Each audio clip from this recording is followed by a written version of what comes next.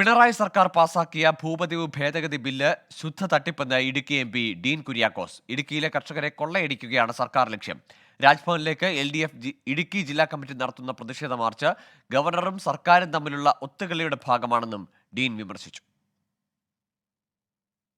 ഇടുക്കിയിലെ ഭൂപ്രശ്നങ്ങൾക്ക് പരിഹാരമായാണ് ഭൂപതിവ് ഭേദഗതി ബില്ല് നിയമസഭ പാസാക്കിയത്. ബില്ലിൽ ഇതുവരെ ഗവർണർ ഒപ്പുവെച്ചിട്ടില്ല. ഇതിൽ പ്രതിഷേധിച്ചാണ് രാജ്ഭവനിലേക്കുള്ള LDF മാർച്ച്. എന്നാൽ പിണറായി സർക്കാർ മലയോര ജനതയെ വഞ്ചിക്കുകയാണെന്ന് ഇടുക്കി MP ഡീൻ കുര്യാക്കോസ് തുറന്നടിച്ചു. ബില്ലിൽ ഗവർണർ ഒപ്പുവെക്കരുതെന്നാണ് ഇടതുപക്ഷത്തിന്റെ ആവശ്യം. രാജ്ഭവൻ മാർച്ചിന്റെ ലക്ഷ്യം ഗവർണറെ പിന്തിരിപ്പിക്കുകയാണെന്നും ആരോപണം. സത്യത്തിൽ ഗവർണർ ഇത് ഒപ്പുവെച്ചിരുന്നെങ്കിൽ ഇവർ പെട്ടേനെ. കാരണം ഗവർണർ ഒപ്പുവെച്ചാൽ ഉടനെ തന്നെ ചട്ടം ഭേദഗതി ചെയ്തുകൊണ്ട് എന്താണ് ഈ ക്രമവൽക്കരണത്തിലേക്ക് കിടക്കേണ്ടി വന്നേനെ. ക്രമവൽക്കരണം നടത്തുമ്പോൾ അമിതമായ ഫീസ് ഈടാക്കേണ്ടി വന്നേനെ, ജനങ്ങളെതിരായേനെ. അപ്പോൾ അതിൽ നിന്നും ഇപ്പോൾ രക്ഷപ്പെട്ട് നിൽക്കുന്നത് ഈ ഗവർണർ ഒപ്പുവെക്കാത്തതുകൊണ്ടാണ്.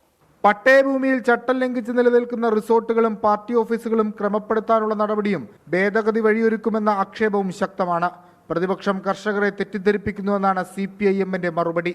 ഈ മാസം 9 നടക്കുന്ന രാജ്ഭവൻ മാർച്ചിൽ 10,000 പേർ പങ്കെടുക്കും. 24 ഇടുക്കി.